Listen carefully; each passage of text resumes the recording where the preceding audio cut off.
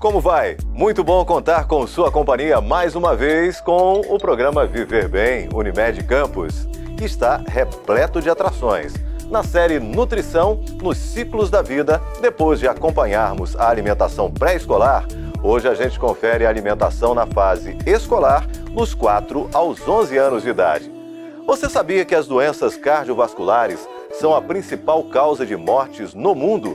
No Brasil, 300 mil pessoas sofrem infartos todos os anos e em 30% dos casos levando à morte. Vamos abordar o tema aqui e ainda falar sobre prevenção. No quadro Coma Bem e Viva Melhor, dessa vez a receita é de farofa de aveia, com outros ingredientes que você vai se surpreender. O Viver Bem Unimed Campus está começando agora. É chegada a hora de colocar o seu filho na escola. Dentre as preocupações naturais dessa nova etapa está o cuidado com o que ele vai comer. Vamos ao 4º episódio da nossa série sobre nutrição nos ciclos da vida. Alimentação na fase escolar, dos 4 aos 11 anos de idade. Olá! Dando continuidade ao nosso quadro sobre nutrição nos ciclos da vida, hoje nós vamos falar sobre a alimentação na fase escolar, que compreende os 4 aos 11 anos de idade. Com essa idade, o seu filho tem uma maior capacidade de entendimento e compreensão sobre o que é uma alimentação saudável. Por isso, continue estimulando hábitos saudáveis, informando sobre os benefícios das frutas, verduras e legumes e alertando para alguns alimentos que não devem ser consumidos em excesso porque podem fazer mal à sua saúde. O primeiro passo nesse momento é verificar se a escola oferece alimentação. Se ela oferecer, verifique o sistema adotado por ela. Observe se os cardápios oferecem opções de frutas, verduras e legumes nas refeições, se contém alimentos industrializados em excesso, o que não é recomendado, e se ele tem supervisão de um nutricionista. Caso encontre algum erro, opine sobre as mudanças que podem ser realizadas. Se a escola não oferece alimentação, cabe a você os cuidados na hora de ofertar os lanches ao seu filho. As recomendações nutricionais são as mesmas para a alimentação realizada em casa. Ofereça lanches como frutas, leites e iogurtes, sanduíches naturais preparados com pão integral, uma proteína saudável como frango e queijo branco e, se possível, uma salada, snacks saudáveis, sucos naturais e água de coco. É possível encontrar em livros e na internet uma infinidade de receitas saudáveis destinadas ao público infantil nessa fase, como bolos, barrinhas de cereais e danoninho caseiro, entre outros. Convide o seu filho para decidir sempre uma receita diferente para que vocês possam produzir juntos. Faça ele se envolver e participar na hora da compra e no preparo dos alimentos, porque isso aumenta sua curiosidade para experimentar e ainda faz com que ele crie uma boa relação com os alimentos. Se você se preocupou até agora em oferecer uma alimentação saudável para o seu filho, é natural que também se preocupe com o lanche dos coleguinhas, que agora o seu filho vai passar a conviver com eles e é provável que estimule a curiosidade para experimentar os alimentos que ele ainda não conhece. Caso isso aconteça, não proíba o seu filho de comer, porque isso pode aumentar o seu estímulo para experimentar. Diga que em algum momento você comprará para ele, porém não será uma oferta muito frequente, porque não é um alimento tão saudável, e explique por que não é saudável. Nessa fase, ainda surgem algumas preocupações nutricionais relacionadas a desajustes na alimentação do seu filho. É importante estar atento, primeiro, à obesidade, que é uma doença de preocupação mundial, não só no público infantil, mas em todas as idades. Porém, a ocorrência da obesidade infantil tem crescido cada vez mais. É difícil determinar se uma criança está obesa ou não, porque existem algumas crianças que sofrem um aumento de peso por necessidades e ajustes fisiológicos, o que não é tão preocupante quanto o excesso de peso causado por hábitos alimentares incorretos. É importante o acompanhamento das curvas de crescimento, que é uma ferramenta que nós utilizamos para determinar se a criança está com peso e a altura adequados para a sua idade. Caso o excesso de peso seja confirmado, é importante o acompanhamento de um nutricionista, preferencialmente especializado na área materno-infantil, que irá fazer os ajustes necessários na dieta para promover a perda de peso necessária. Em contrapartida, o baixo peso também é uma preocupação, assim como a baixa estatura e dificuldades no desenvolvimento. Neste caso, é importante avaliar se a baixa estatura não está relacionada a fatores genéticos e, caso a hipótese seja descartada, deve-se investigar se não há deficiência de nutrientes que são importantes para o crescimento adequado, assim como o zinco. Assim, é importante também um acompanhamento nutricional para fazer as modificações necessárias da dieta. O mesmo vale para as crianças com baixo peso. As deficiências de nutrientes também são importantes. Ferro e vitamina A são alguns exemplos. A deficiência de ferro pode causar a anemia, que está relacionada a dificuldades no aprendizado escolar. Já a carência de vitamina A pode gerar problemas oculares e baixa imunidade, o que pode deixar o seu filho suscetível a infecções. Para evitar essas carências, aumente a oferta de carnes e ovos, vegetais verdes escuros, leguminosas como feijão, alimentos ricos em vitamina C para auxiliar na absorção de ferro de origem vegetal e frutas e legumes de coloração amarelo-alaranjadas, como manga, mamão, cenoura e abóbora. Essas foram as dicas para o seu filho que está na fase escolar. No próximo programa, dando continuidade ao nosso quadro sobre nutrição nos ciclos da vida, nós vamos falar sobre alimentação na adolescência. Até lá!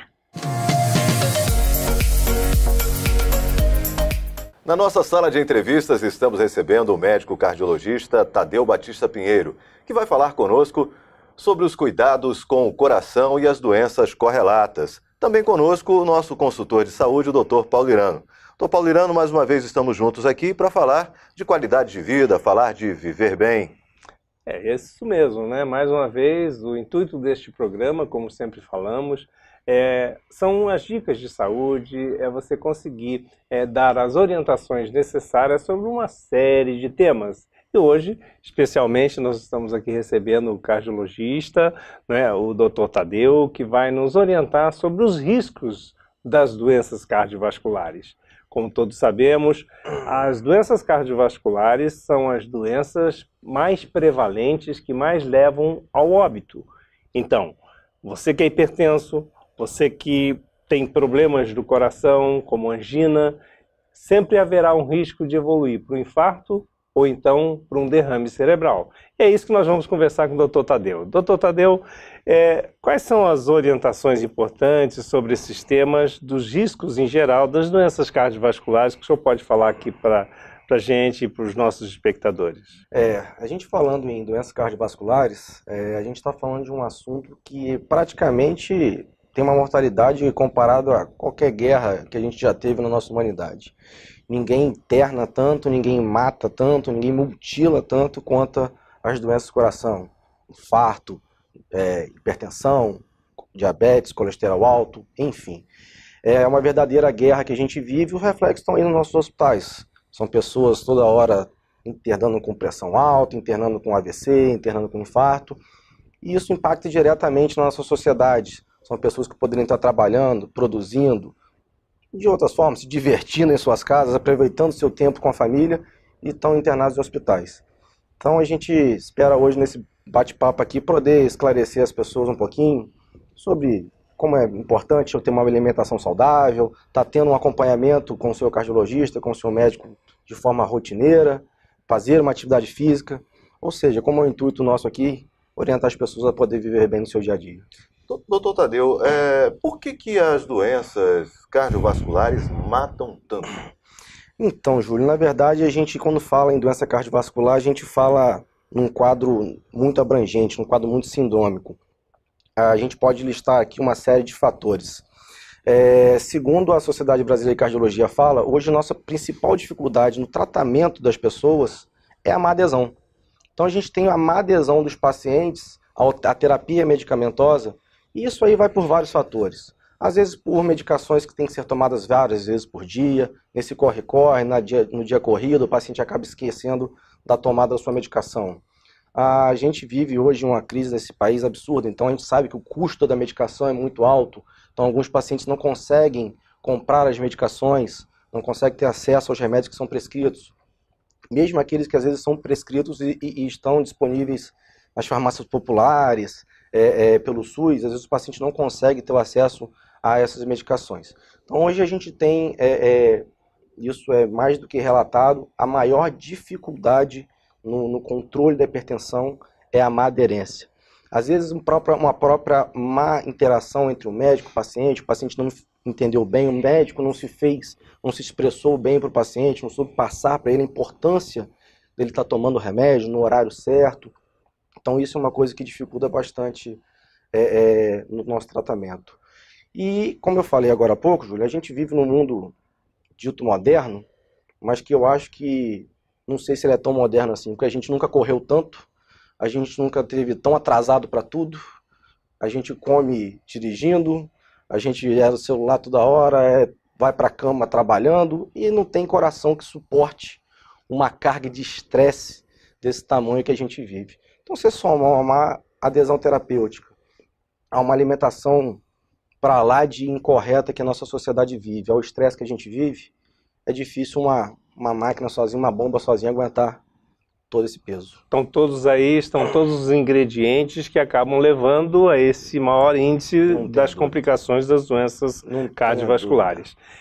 Doutor Tadeu, hoje a gente tem tratado aqui de vários assuntos e nós temos hoje uma concepção muito clara de que essas doenças acabam se entrelaçando e se potencializando nas complicações, né? Como o senhor falou aí, em relação à questão do estresse, a não adesão aos medicamentos, mas tem dois elementos muito importantes aí que norteiam essas doenças múltiplas que acabam levando ao descontrole, que vem a ser a obesidade, que vem a ser o diabetes, e também essas duas ligadas ao tipo de alimentação que as pessoas fazem no dia a dia, como o senhor relatou aí, e a falta de atividade física.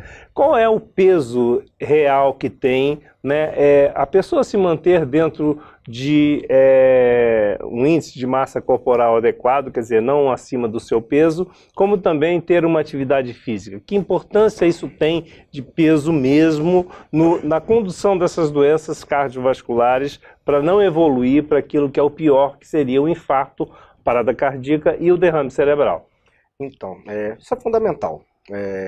Eu me lembro que a penúltima diretriz brasileira de doenças coronarianas, ela estimava que o paciente tivesse que perder uma porcentagem de peso em relação ao seu IMC. A atual diretriz, eu brinco com meus pacientes, que ela quase que faz uma oração, pedindo, pelo amor de Deus, percam peso. Não existe, Paulo, casamento mais fiel do que peso e pressão. Aonde um vai, um outro vai. Se você tiver um ganho de peso, a sua pressão vai subir. Se você tiver uma perda de peso, você não tenha dúvida que a sua pressão vai descer junto com ela. Então, esse casamento, controle de peso e atividade física, não existe tratamento de doença cardiovascular hoje sem essas duas questões. Sem realizar a atividade física e sem fazer uma dieta.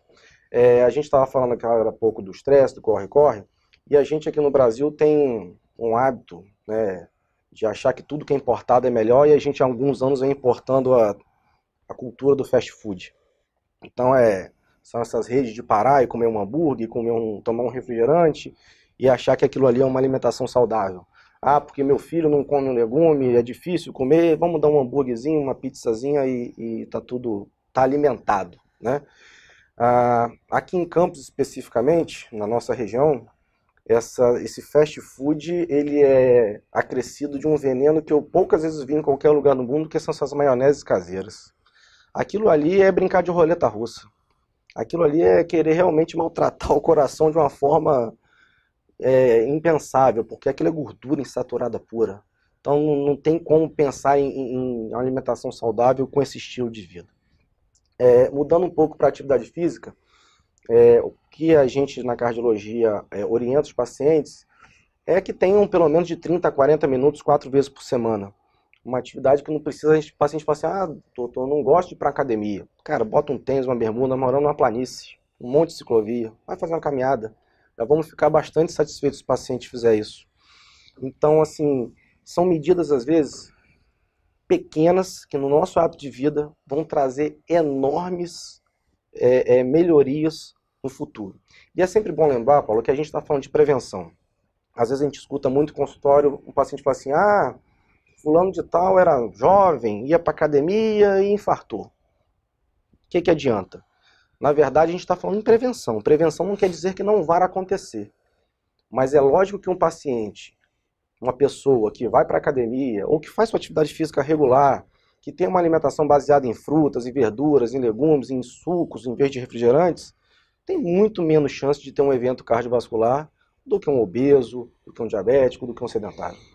Agora, doutor Tadeu, nesses pacientes jovens, já que o senhor citou aí, o infarto normalmente é fulminante. Por que acontece esse advento? E nas pessoas com maior idade, muitas vezes, acontece o infarto e esse paciente até se recupera. Então, Júlia, aí é uma questão fisiológica. O nosso corpo, ele tem mecanismos de defesa bastante inteligentes para tentar justamente, num evento adverso, a maior catástrofe não aconteça. O paciente, quando ele sofre um infarto agudo, por volta dos seus 30, dos seus 20 e poucos anos, as artérias que a gente chama de coronárias, que são as artérias que irrigam o coração, ela sofre um fechamento, uma oclusão de forma aguda. Ou seja, o músculo cardíaco, de forma súbita, para de receber o seu suporte sanguíneo, para de receber seu alimento, seu oxigênio. E ele não tem tempo para se recuperar. Ele acaba realmente infartando, ele morre naquele momento. No paciente com mais idade, seus 40, 50 anos, a oclusão, o fechamento das artérias coronarianas, elas não são de forma aguda. Elas vêm fechando progressivamente. 1, 2, 5, 10 anos. Como esse fechamento, como essa oclusão é crônica, ela é de mais longo tempo, o nosso organismo, como defesa, ele começa a fazer um palavrão chamado angiogênese. Ele desenvolve novas artérias. Ele faz outro caminho para irrigar o coração. Botando para o trânsito, a Rua Formosa está fechada, a gente pega um atalho. É mais ou menos isso.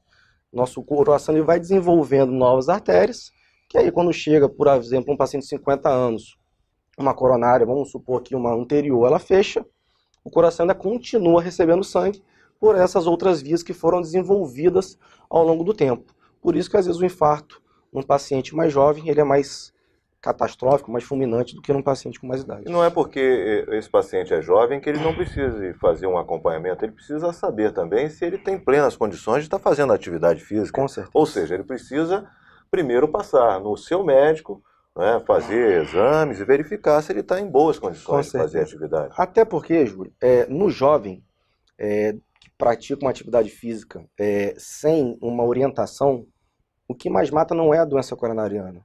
Não é um infarto. São alterações da estrutura do coração. Eu me lembro muito bem, muitos anos atrás, quem acompanha esporte, deve se lembrar do Serginho, jogador do São Caetano, que faleceu em campo durante um jogo contra o São Paulo. E a partir daí começou-se muito, a medicina esportiva começou-se a olhar com mais cuidado para o atleta profissional e para o atleta amador, vamos dizer assim. Então, quando a gente fala nos problemas cardíacos, nesse paciente que você está citando, nesse tipo de pessoa que, eu estou sedentário, eu estou obeso, sem orientação nenhuma, eu resolvi fazer uma atividade de alta intensidade, um spinning, um crossfit, que são boas atividades, mas são de maior intensidade. Jogar o futebol no final de semana, sem fazer nenhuma atividade durante a semana. Exato, o cara vem a semana inteira sem fazer nada, sentado no carro, vendo na televisão, no consultório, igual a gente atrás de uma mesa, e no fim de semana ele resolve acelerar o coração de 0 a 100 em 5 segundos. O nosso coração é muito comparado a uma máquina, é uma bomba. A gente em cardiologia chama ele de bomba. Como toda bomba, se você exigir mais do que ela pode te dar, ela vai entrar em falência. Seja ela uma falência por infarto, seja por uma alteração estrutural, mas ela vai falir. Doutor Tadeu, o intuito desse programa nosso é, na verdade, chamar a atenção, dar um sinal de alerta às pessoas. E dentro desse quadro da hipertensão, da angina, do risco de infarto, quais são os sinais que a pessoa tem que estar atenta para... Muitas das pessoas não têm ideia que é hipertenso, até porque a hipertensão, a maioria das vezes, é silenciosa. Mas tem alguns sintomas que a pessoa pode apresentar que são sinais de alerta que ele deve ficar atento e procurar, logicamente, o profissional para poder avaliar. Isso que você falou é importantíssimo. A coisa que a gente mais ouve no consultório é você chegar um paciente para você atender... Você mede a pressão dele, deu lá 16, 18 por 10, você não é possível, não estou sentindo nada. E é justamente isso que você falou. A hipertensão, por definição, ela é essencialmente assintomática. Ela não provoca sintomas. Não, mas eu sinto uma dor na cervical, meu rosto fica quente. podem acontecer sintomas, mas não dá para você esperar eles acontecerem para procurar que você é ou não hipertenso. Da questão da angina, a gente vê muito também, a gente já comentou, a gente no nosso peito, o coração não é o único órgão, a gente tem nosso esôfago, musculatura, osso, então outras coisas podem dar dor no peito. A dor anginosa, ela tem por característica ser uma dor opressiva. É como se alguém estivesse empurrando o seu peito contra a parede, fazendo um peso contra o seu peito. Geralmente ela pode dar irradiações, principalmente para o braço esquerdo, começar a sentir um formigamento, uma dormência, e para a região da mandíbula. São os principais sintomas de angina. Eu costumo orientar muito meus pacientes que às vezes chegam no consultório com algum tipo de dor no peito e ficam um pouco aflitos, achando que pode ser ou não uma angina. E a primeira coisa que eu falo é assim, aperta o peito, faça uma compressão. A dor torácica cardíaca dificilmente vai piorar só com você apertando o seu peito. Se você apertou o seu peito, aquilo ali piorou, você localizou a dor, ela não está irradiando, aquilo ali fala muito mais a favor de uma dor muscular, de uma dor óssea. Ao contrário de que você apertou, não, aqui dói, apertou, não está doendo, não estou conseguindo respirar, minha respiração está difícil, a dor está piorando, está progredindo, aí a gente já está falando mais em sintomas basicamente do coração. E fica aqui um alerta, Paulo, em tom de brincadeira, mas assim, mulheres, a gente sempre fala que mulheres são mais complicadas e até para infartar. Mulheres, principalmente jovens, como a gente estava falando agora há pouco, dão sintomas muito atípicos. Então, uma dor que às vezes parece uma gastrite na região do estômago, que é muito persistente, que piora com o esforço, melhora com o repouso. Às vezes, em vez de irradiar para o braço, ela irradia para as costas. Principalmente em mulheres, é bom sempre dar uma passada no cardiologista, dar uma consulta, que o número de mulheres que infartam com sintomas atípicos é muito maior do que o de homens. Doutor Tadeu, muito obrigado pela participação. Doutor Paulo, até a próxima semana. A gente vai para um breve intervalo, voltando já já com o programa Viver Bem, com mais uma receita saudável, uma saborosa farofa. Aguarde!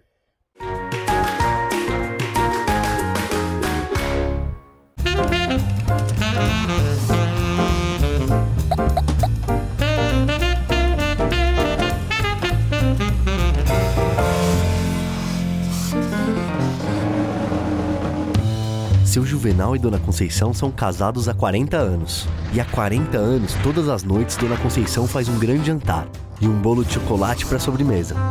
Depois de comerem, Dona Conceição toma vinho e seu Juvenal fuma. E os dois se divertem conversando sobre o passado, presente e o futuro. O casamento de seu Juvenal e Dona Conceição é muito saudável. Mas eles têm pressão alta e poderiam ter mais saúde em suas vidas. Quer saber a receita para o bem-estar de quem sofre com a hipertensão? Primeiro, adicione alimentos com pouca gordura saturada. Depois, evite a adição de sal, molhos e caldos prontos nas refeições. Diminua o consumo de doces, bebidas com açúcar e evite o álcool. Pratique exercícios físicos pelo menos 5 vezes por semana. Não fume. Controle o estresse. Administre seus problemas com tranquilidade. Resumindo, a receita é a disciplina. Afinal, a hipertensão pode causar problemas sérios como infarto e acidente vascular cerebral, o AVC. Mas bons hábitos contribuem com o bem-estar, para que a Dona Conceição e seu Juvenal mantenham a pressão em 12/8. Assim, suas vidas podem ser tão saudáveis quanto o seu casamento. Cuidar de você. Esse é o plano. Unimed.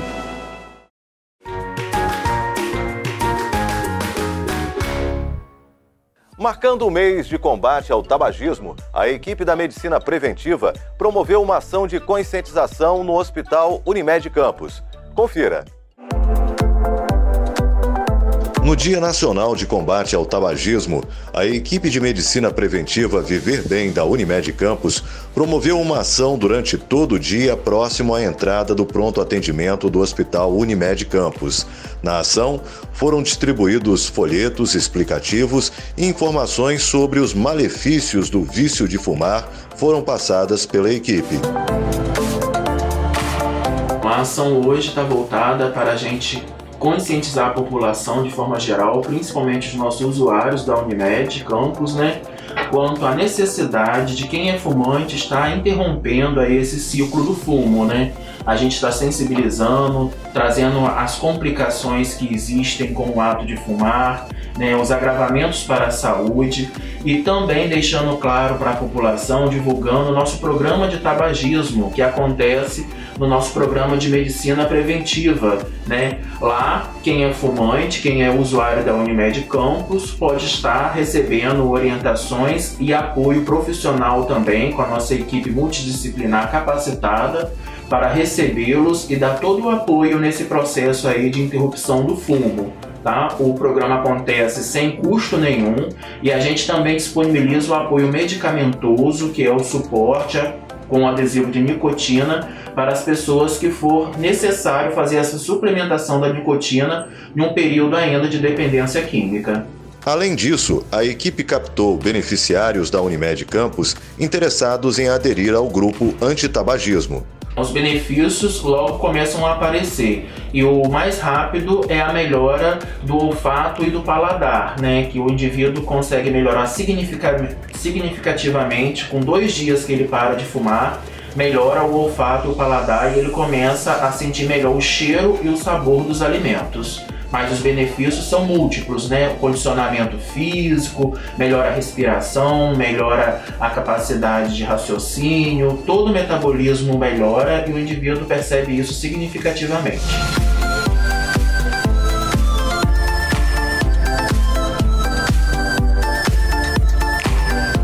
Quem é que não gosta de uma farofa? E se ela for saudável, melhor ainda. Vamos à nossa receita do programa.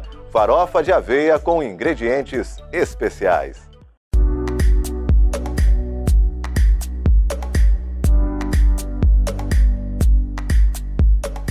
Olá!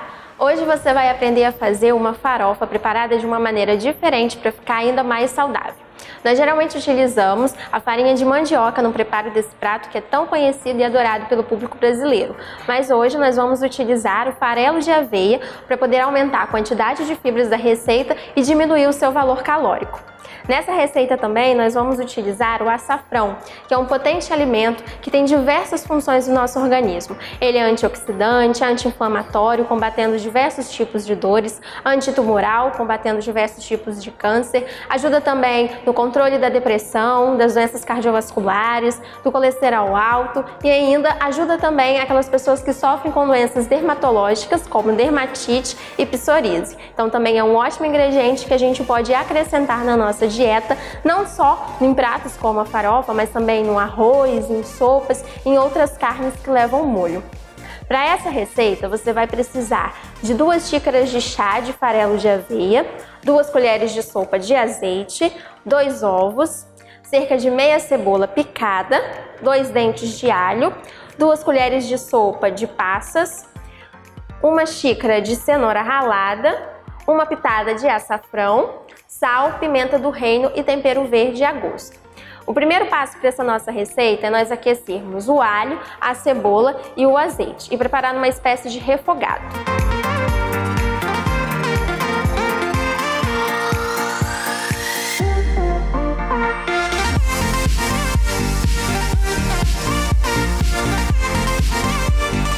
Depois que a cebola já estiver bem dourada, nós vamos acrescentar a cenoura. Vamos misturar mais um pouco para depois acrescentar o ovo.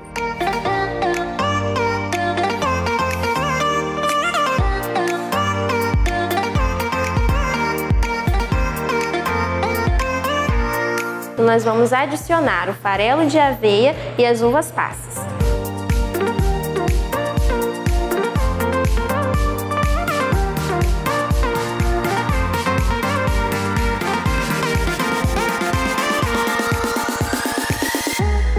Feito isso, nós já podemos desligar o fogo e acrescentar os demais ingredientes.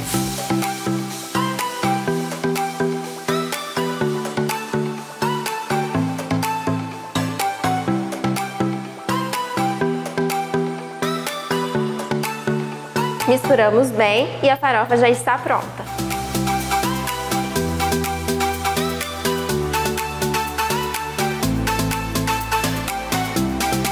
Essa é a nossa receita pronta. No próximo programa você acompanha mais uma receita saudável do nosso quadro. Até lá!